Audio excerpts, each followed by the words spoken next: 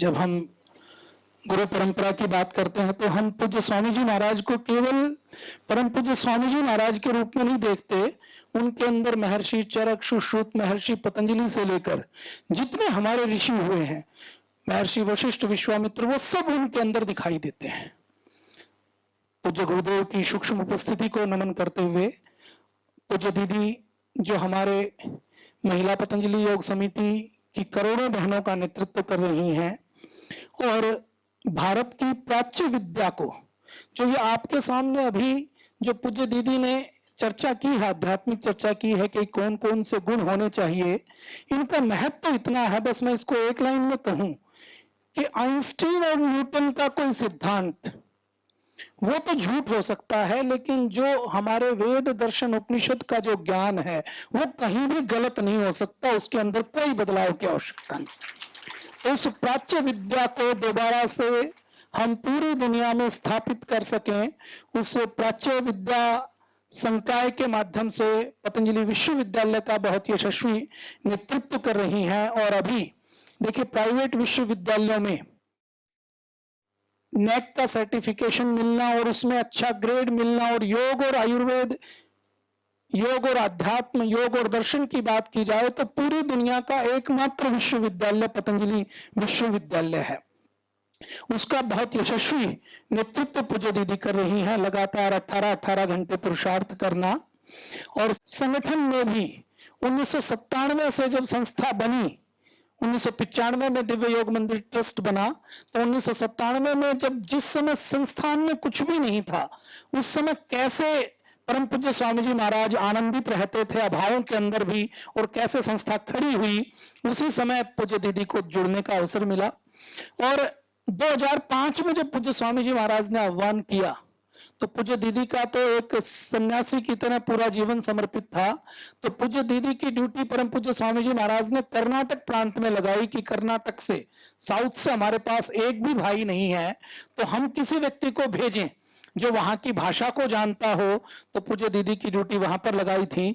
और मुझे ध्यान है हरियाणा में, देखिए किसी बहन के लिए काम करना बड़ा मुश्किल है, कहीं गांव में जाना है, सुबह तो अंधेरे में कैसे जाएं, तो उस समय किसी एक हमारे कर्नल साहब होते थे, उनके पास एक गाड़ी होती थी, तो हमारे पास गाड़ी में डलवाने के लिए पेट्रोल कहां से होता था, पैसे नहीं होते थे, तो उनको साथ लेकर महेंद्रगढ़ जिले में उस समय 545 गांव थे। मैं ठीक हूं दीदी या कुछ मैंने भूल कर दी? हाँ, 545 गांव थे। तो उन 545 के 545 गांव में पूज्य दीदी का जाना हुआ है 2005, 6, 7, 8 और 7, 8 के बाद जब पूज्य स्वामी जी महाराज ने ये देखा कि यहाँ पर आवश्यकता है, तो परम पूज्य गुरुदेव का ये आदेश हुआ और हमारा ये सौभाग्य था कि पूज्य गुरुदेव ने हमें चुना कि आप सेवा के लिए हरिद्वार आ जाइए, और हमें अपने चरणों में स्थान दिया। तो पूज्य दीदी के नेतृत्व में करोड़ों बहनें बहुत बड़ी सेवा कर रही हैं, और आपको भी संस्था परिचय के बाद आज के कार्यक्रमों में और इन 5 दिनों में, जब आप कल जाएंगे भ्रमण के लिए, परसों दीदी, परसों जब आप जाएंगे तो आप जब संस्था को देखेंगे तो आप जो संस्था को देखने वाले हैं वो केवल 5% देखने वाले हैं, पूरा नहीं दिखा पाएंगे आपको हम, पूरा आप देख भी नहीं सकते। पूरा देखने के लिए आपको कम से कम 15 दिन चाहिए। अगर पूरा आप देखना चाहो तो 15 दिन केवल देखने के लिए चाहिए, घूमने के लिए, तब आप देख पाओगे।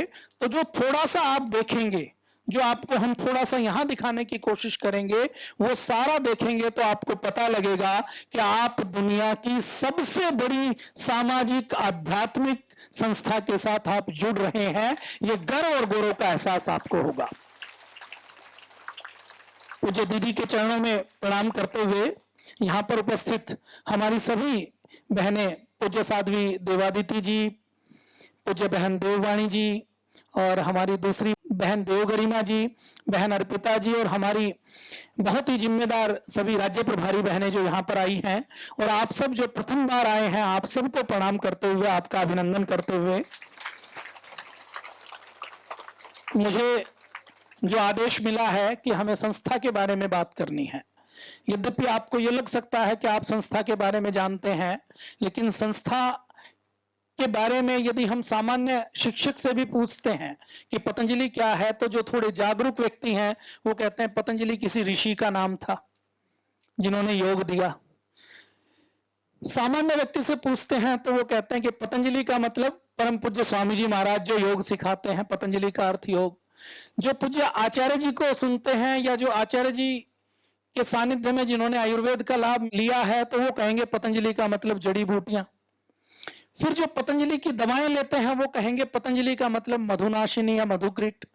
कोई पतंजलि का बिस्किट खाता है तो वो सोचता है कि पतंजलि का मतलब बिस्किट। कोई पतंजलि का मतलब घी सोचता है, कोई पतंजलि का मतलब दंतकांति सोचता है। तो पतंजलि के बारे में ये सारी सोच ठीक है, लेकिन पतंजलि ये भी है और इसके अतिरिक्त क्या है, इसकी चर्चा आज हम करने वाले हैं। और आप भी ये सारी चीजें मुख्य मुख्य जरूर अपने स्मरण में रखें, ताकि आप जब कई बार हमसे लोग बहस करते हैं, क्योंकि मीडिया के अंदर जो आपको दिखाई देता है वो हमारे विषय में नेगेटिव चीजें ज्यादा दिखाई देती हैं, पॉजिटिव चीजें कम दिखाई देती हैं।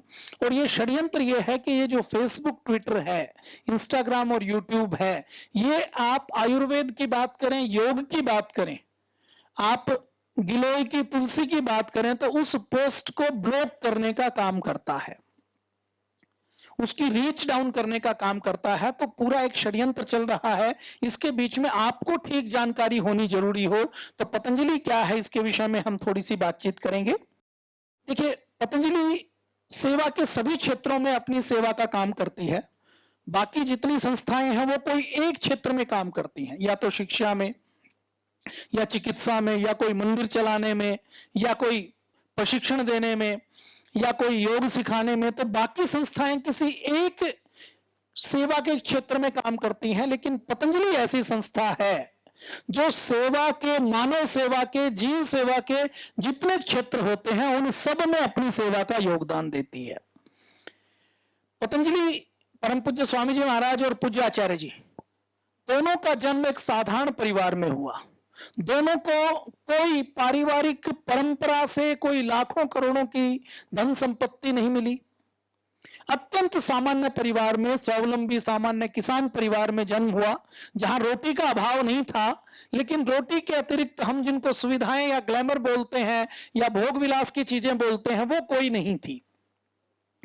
परम पूज्य स्वामी जी महाराज और पूज्य आचार्य जी ने अपना जीवन जैसे ग्रामीण परिवेश के बच्चे प्रारंभ करते हैं वैसे ही किया। परम पूज्य स्वामी जी महाराज का जन्म हरियाणा के नारनौल में एक छोटे से गांव सैद अलीपुर में हुआ, जिसका नामकरण भी शायद किसी जमाने में किसी मुसलमान के ऊपर हो गया होगा, भविष्य में उसका नाम भी बदला जाएगा।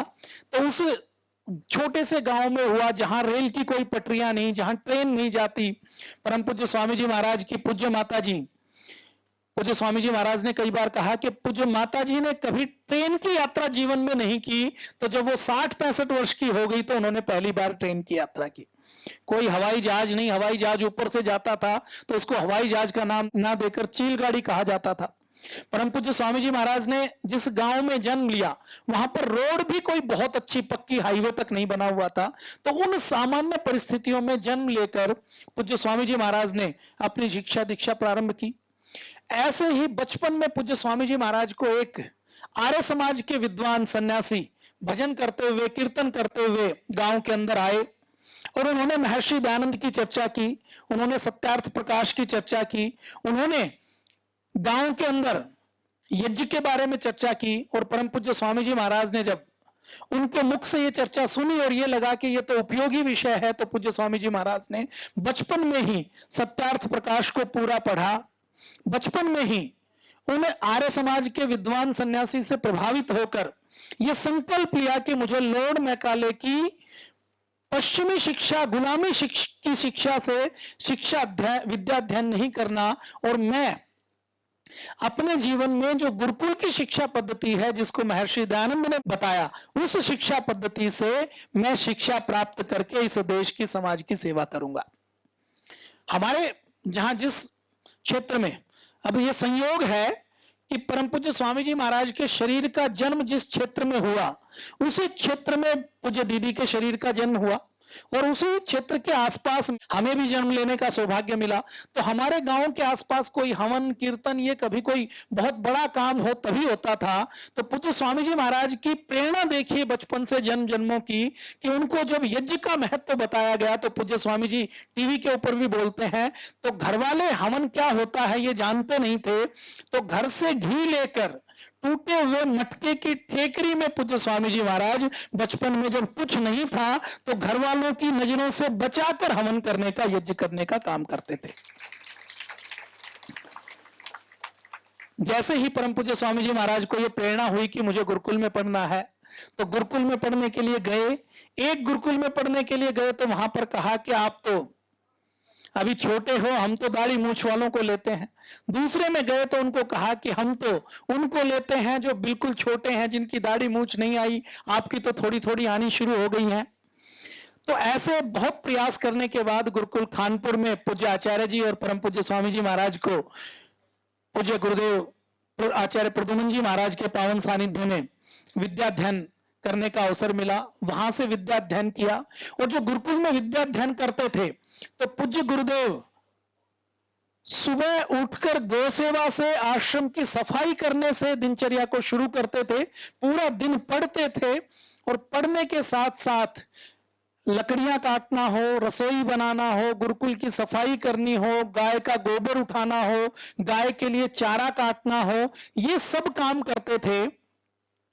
जो पूज्य गुरुदेव है वो केवल पढ़ाने का काम करते थे, और दोपहर में उस समय विद्यार्थियों को यह सिखाने के लिए कि जीवन समाज की सेवा के लिए है, गुरुकुल में भिक्षा के लिए भेजा जाता था।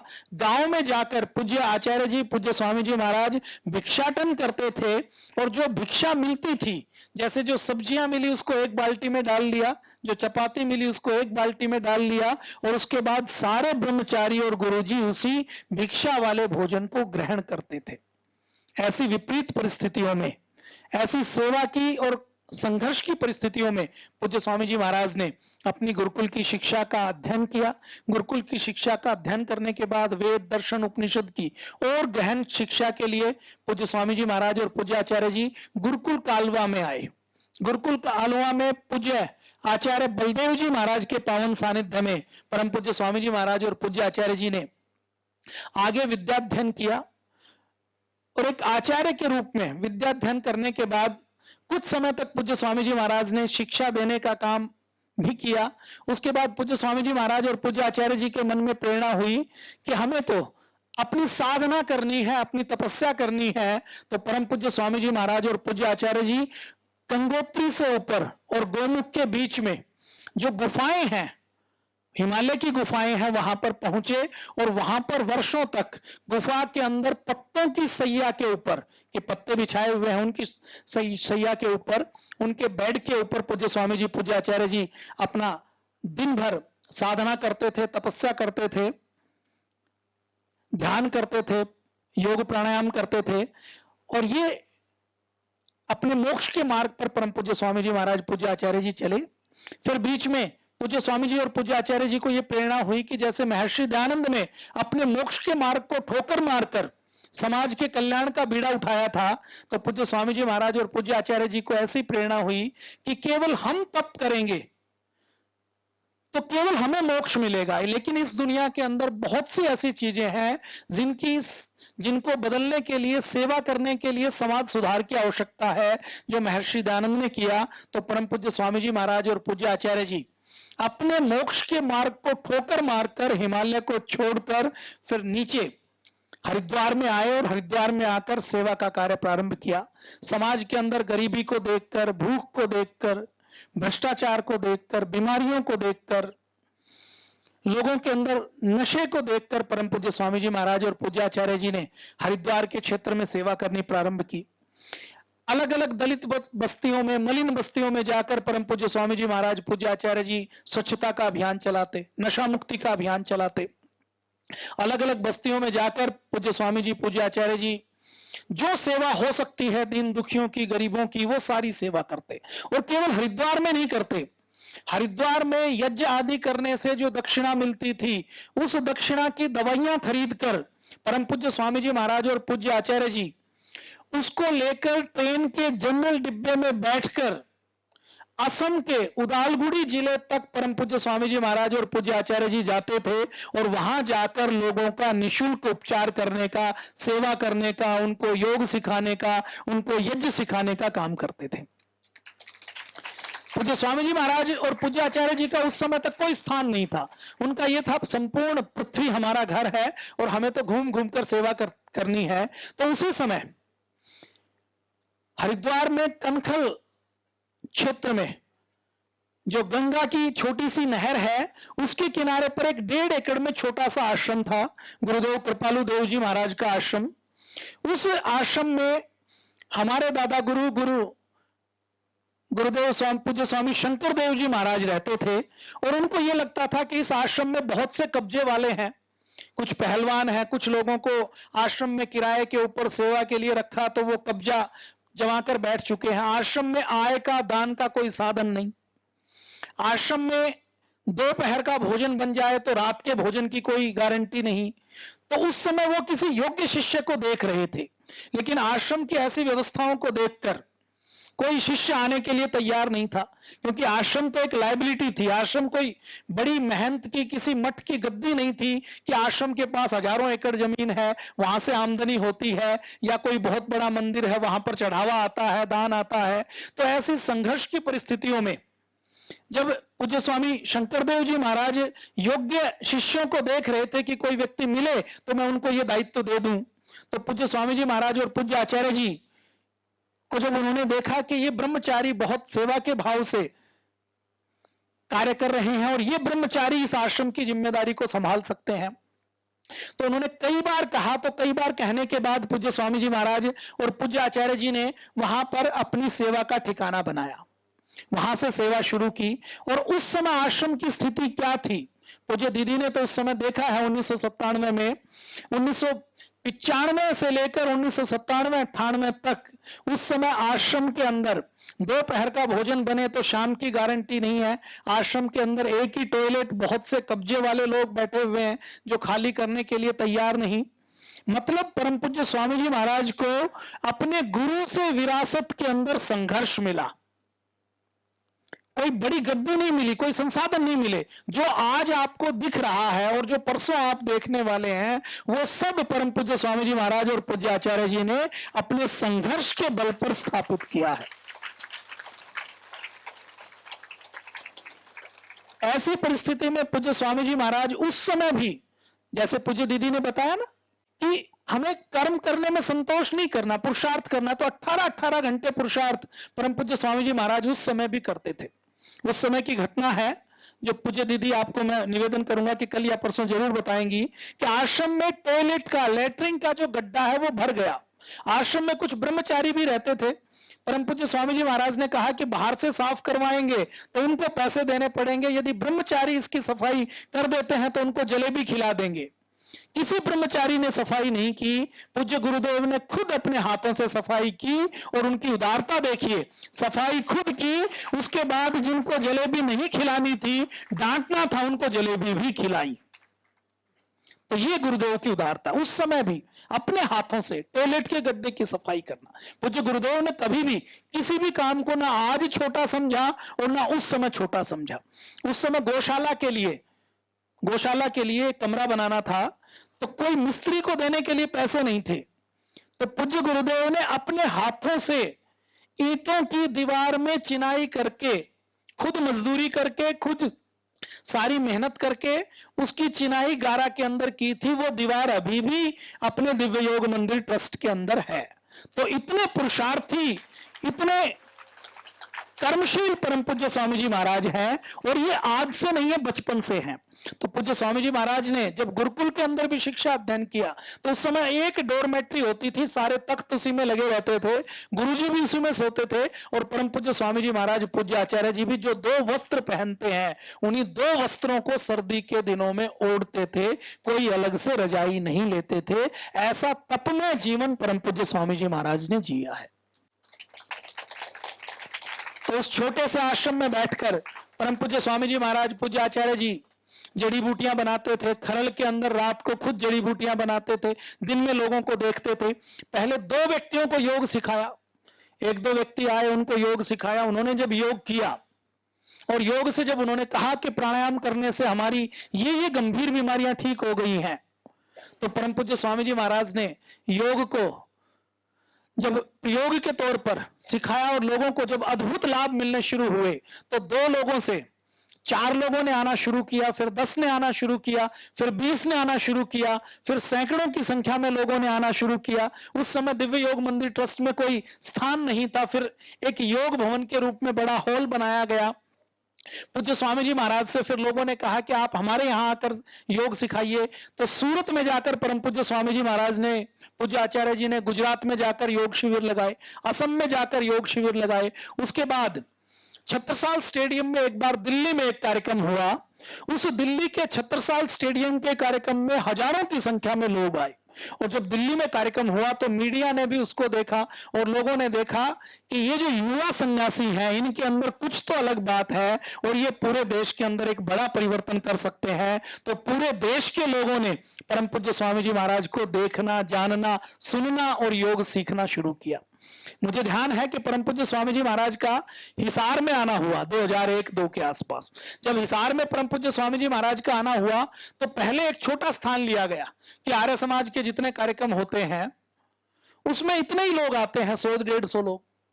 वो स्थान छोटा पड़ गया तो दूसरा स्थान बदला गया, वो स्थान भी छोटा पड़ गया तो तीसरा स्थान बदला गया। ऐसे योग का डंका पूरी दुनिया में बजा। पूरी दुनिया में जहां ये कहा जाता था कि भोग के लिए, नाच गाने के लिए भी सुबह उठकर कोई नहीं आता, ये परम पूज्य स्वामी जी महाराज का पुण्य प्रताप है कि योग के लिए 3-3 बजे फिर पटना में, रांची में, काठमांडू में सड़कें जाम होनी शुरू हो गई। शिमला से लेकर पूरे किसी भी देश की का ऐसा कोई बड़ा शहर, बड़ा जिला, राजधानी नहीं थी जहां परम पूज्य स्वामी जी महाराज ने लाखों व्यक्तियों के कार्यक्रम नहीं किए हों। तो उस छोटे से आश्रम से परम पूज्य स्वामी जी महाराज, पूज्य आचार्य जी ने अपनी यात्रा प्रारंभ की।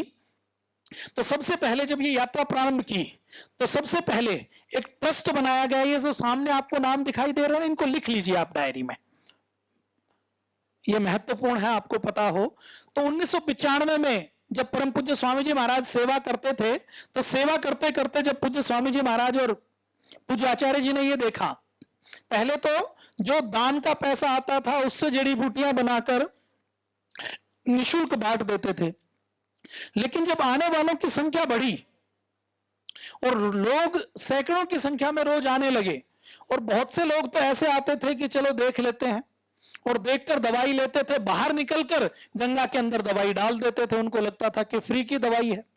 तो पूज्य स्वामी जी महाराज और पूज्य आचार्य जी ने जब देखा कि अब थोड़ी मात्रा में दवा बनाएंगे तो दवा सबको दी नहीं जा सकती, और दवा ज्यादा बनानी है, बड़े स्तर पर काम करना है, बाहर शिविर लगाने हैं, तो हमें लोगों का सहयोग भी लेना है और बड़ा काम करना है, तो इसको व्यवस्थित स्वरूप देना पड़ेगा, सरकार की तरफ से इसको मान्यता दिलवानी पड़ेगी। तो उन्होंने पहला ट्रस्ट बनाया, दिव्य योग मंदिर ट्रस्ट, जिसकी स्थापना 1995 में की गई। पहला ट्रस्ट हमारा बना, क्योंकि आपकी बस की वहां उतनी जगह नहीं, आपको एक दिन में आप सारा देख नहीं सकते, तो आप यहां पर देख लीजिए। आपको हम यहां पर दिव्य योग मंदिर ट्रस्ट की फोटो आपको यहां पर दिखा देते हैं। ये हमारा दिव्य योग मंदिर ट्रस्ट है।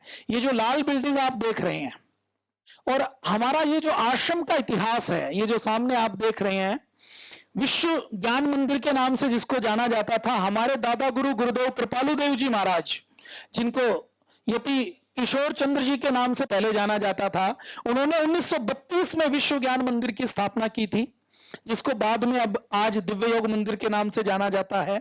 इस लाल बिल्डिंग में अभी भी एक तहखाना है, और यहां पर इस लाल बिल्डिंग में क्रांतिकारी आकर हमारे दादा गुरु गुरुदेव कृपालु देव जी महाराज के साथ मिलते थे, और आजादी की लड़ाई में कैसे अंग्रेजों को बाहर भगाया जाए उसकी योजना बनाने का काम करते थे। हमारे दादा गुरु गुरुदेव कृपालु देव जी महाराज एक संत थे, लेकिन संत होते हुए भी वो क्रांतिकारी संत थे।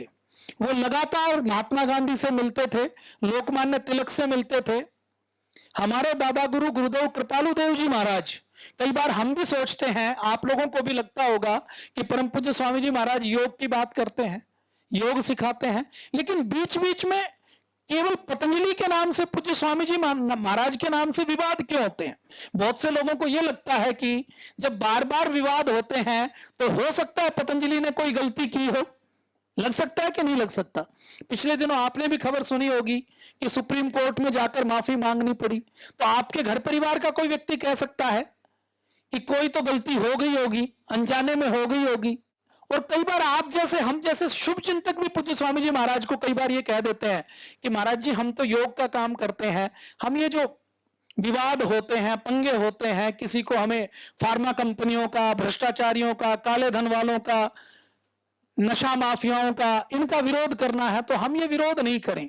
इस देश के अंदर तो दूसरे भी 30 लाख साधु संत सन्यासी हैं, वो तो कोई विरोध करने का काम नहीं करते, केवल ताली बजाते हैं, गुरु मंत्र देते हैं और सिंहासन के ऊपर बैठ के मोटा पेट करके अपना खूब काजू बादाम का हलवा खाते हैं और किसी विवाद वाली किसी भी चीज के ऊपर कभी नहीं बोलते और उनके ऊपर कभी कोई विवाद भी नहीं होता।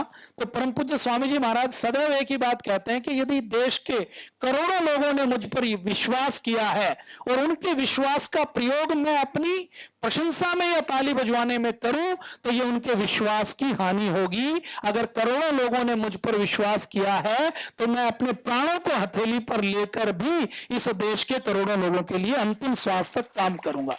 ये पूज्य स्वामी जी महाराज कहते हैं। पूज्य स्वामी जी महाराज के अंदर ये जो संघर्ष करने का, विद्रोह करने का, हर गलत बात के ऊपर आवाज उठाने का जो गुण है वो महर्षि दयानंद से आया है, सारे क्रांतिकारियों से आया है और इसके साथ साथ हमारे जो दादा गुरु रहे हैं वो भी क्रांतिकारी रहे हैं।